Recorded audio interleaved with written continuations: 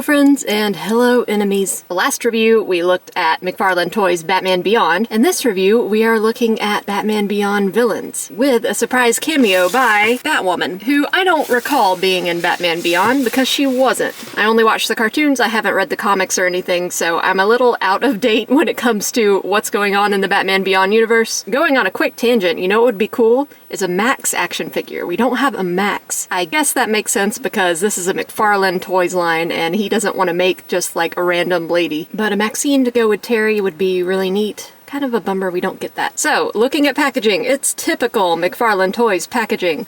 Exactly the same as what we saw with the Terry figures. And if you recall, one of the figures we looked at last time was part of a Build-A-Figure line. So we will have all the parts to make this really horrific looking Batman Joker hybrid thingy. Okay, we've got our guys unboxed. So all of them will come with a simple black stand with DC emblazoned on it. I find these stands not great. They're not very heavy or sturdy. I've had several figures just tip over even while they're on the stand. Blight already wants to come out of the stand. He doesn't fit very well on that peg. They will each come with a trading card type deal. You get some information on the back. Blight will come with these arms for the Build-A-Figure, and that's it except for this sound wave effect, which is a really cool looking effect. Most of Blight's packaging is taken up by these wings for the Build-A-Figure, and the only other thing he comes with is an extra hand. Batwoman will come with the legs for the Build-A-Figure, and she will come with the most accessories in the form of extra hands. Now there are 3 extra hands, and I don't know why. I don't know if that was a mistake and I just got an extra hand, but I got 3 of them. And she comes with some batarangs. So these aren't like the inaccurate batarangs we saw with that one Terry release. These are the accurate ones. That's nice. If you ever need more Batman Beyond batarangs, Batwoman has them. So they all look pretty good. Batwoman I have absolutely zero attachment to, but she still looks pretty cool. I read her card to see what her deal is, and apparently she takes over the mantle of Bat person after Terry goes missing, and she's Dick Grayson's daughter. So I wonder what happens when Terry gets his groove back. Do we have 2 Bat people protecting Gotham after that? Kind of an interesting melding between a classic Batman design and a Batman Beyond design. She's got the wings that Terry had. These also will not come off. Like Terry's, they're supposed to plug into these tabs in the back of her gauntlets, but it doesn't quite work as well with her. I'm wondering if that's because these are reuse. Holes in them are as big as Terry's, but the tabs on the back of her gauntlets are smaller.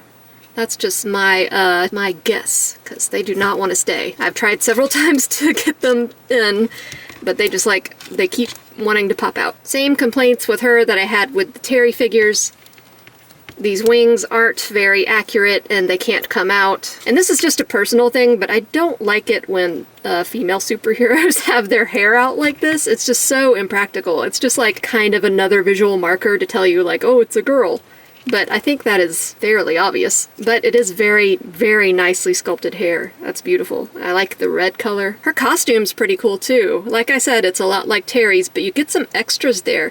You get some really interesting lines throughout, and she has some shoulder pad type dealies and these really cool boots. I don't know how much of this is comic design and how much of it is McFarlane design, but it looks really neat. I wasn't honestly expecting to like her because I just don't have an attachment to her the way I do with Terry, but she's pretty cool. As far as articulation, you're not going to get much out of the head because of that hair. That's another reason to not really like this hair thing on female superheroes, especially when they make toys of them, because it kind of gets in the way. I was afraid the pauldron would get in the way of arm movement, but it does not. It moves very, very smoothly. A nice butterfly, which you didn't used to see in female figures all that much. Ooh, same with the double elbow. We're getting a lot more articulation in female figures lately, which is really cool. Got a twist at the top, and this emblem is rubbery at the bottom, so it won't get in the way. Just like Terry, you don't get a twist here, which is strange because there's this overlay. You could have put a twist here, or a crunch or something. Leg out. Double knee. Swivel and rocker at the ankle, and a toe joint. So pretty much what we saw with Terry, we see with her. Okay, now we move on to Blight. And so with the Terry review, I was pretty vocal about wishing it was more accurate to the cartoon, and this is no different. I definitely prefer the cartoon look. This has either been comicized or McFarlaneized, and either way, it's not bad, but I'm just nostalgic for the show. Also, there is something funky up with his leg. I think either the ankle joint wasn't put in right, or the leg itself is warped or something's up with the knee. I don't know, but something is off. It just does not want to stand right. It's kind of like bow-legged, like he's been riding a horse through the desert for several days. And we know that's not true. But yeah, it's a cool design. It's just like, you know, not the Blight I'm used to. I'll get over it. I do wish that his head was a little bit more visible. The funny thing is that you can see the skull more clearly when you take this canister head thing off. The problem is that he's got this collar thing that's really high up, and so when you put the head in here, it gives it a background which kind of blends in with the black skull in there, so it's hard to see. Because as it stands, he just kind of looks like a purple guy with a green canister head. Got this really cool blight effect, though, on the hand right here. Really nice texture on the costume, too, and let's be honest, the colors are very cool. They scream evil, purple and green. It's just evil colors. You can turn his canister head, but of course that's all you're going to get as far as articulation there goes. Butterfly joint. Some nice movement on that arm. Double elbow. And I do like how this line seems to be able to utilize the double elbow to their full extent. Like I said on the Terry review, sometimes when you get super muscly characters, the double elbow doesn't really do anything because the muscles get in the way. You get some twist. Still no crunch or no twist at the waist for these guys, huh? Leg up. Ooh, leg to the side. Wow. Look at him. This overlay here is very rubbery. Look at that pinch in the butt. That makes it so you can move his legs pretty easily. This is what I'm talking about with double limbs and muscles running into each other. He's got a double knee, but I can't move it past this because his calf is too big. Swivel and rock on that foot, and another toe joint. See, Blight in particular does not want to stand on this thing. And I think part of the reason is that the peg is just too small for this hole. And also, his leg is just wonky. I can't figure out why, but it is wonky in some way. Anyway, he looks pretty cool. I always liked Blight. So I live in Texas. It's 93 degrees, even though it's February. And that's a little scary. That's bothersome. It's also very uncomfortable because we don't have the air conditioner going yet, and I'm very hot.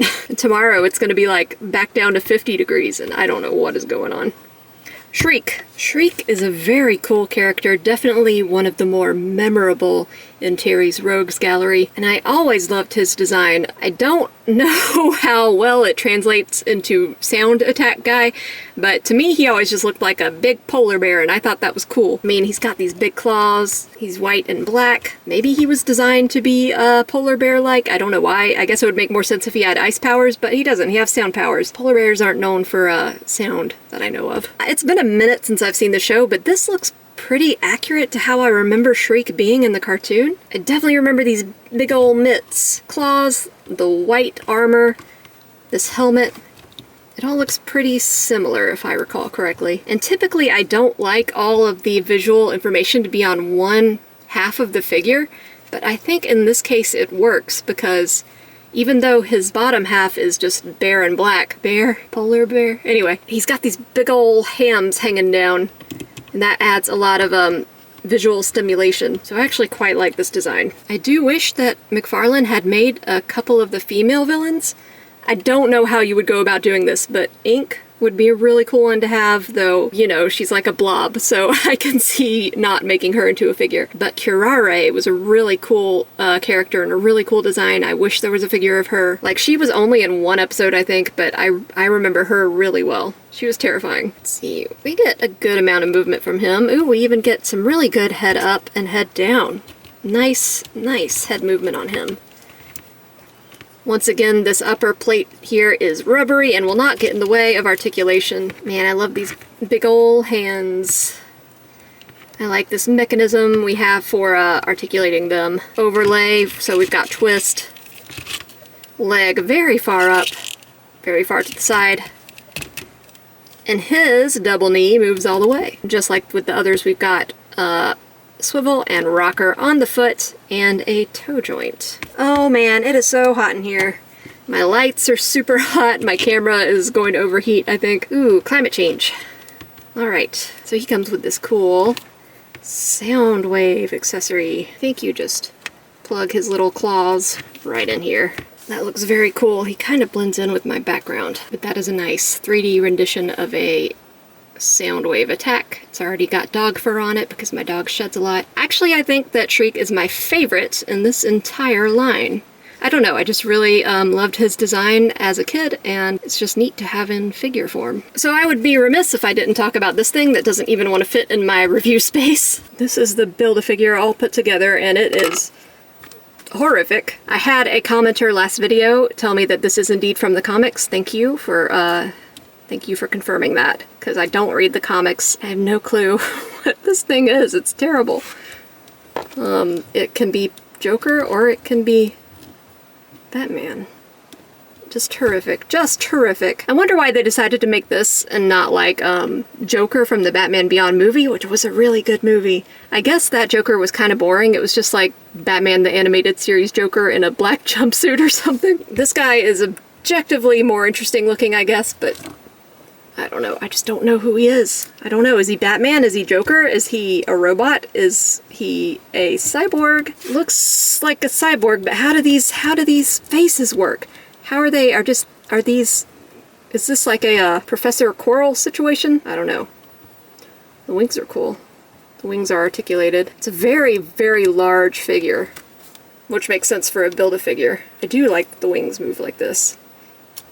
You kind of get a lot of range out of them. His limbs do come out easily, but that's kind of par for the course with a Build-A-Figure, since they're made to be put together. Get some good movement out of him. Terrifying.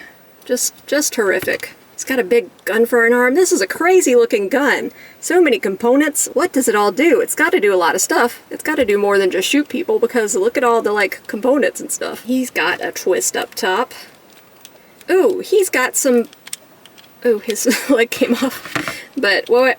His other leg came off. Oh my god. Can't you keep your legs on for 1 second? Anyway, he has got a little bit of movement in the waist in a way that the others didn't. Let me put his legs back on. Alright, I'm going to be gentle with his leg because it wants to come out. Goes out to there.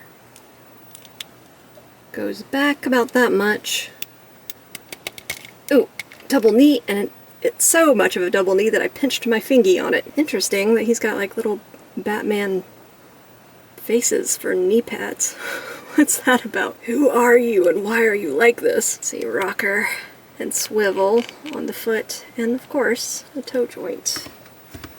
Oh my goodness. So here's how they stack up to Terry. That looks about right. I feel like he's about the same size as Batwoman, which I guess would make sense if she's an older woman and Terry is still a teenager. So maybe he has a little bit more growing to do. But yep, that is it for the McFarlane Toys Batman Beyond line. At least for the ones I've got. Very disturbed by this. So, as always, I hope you enjoyed.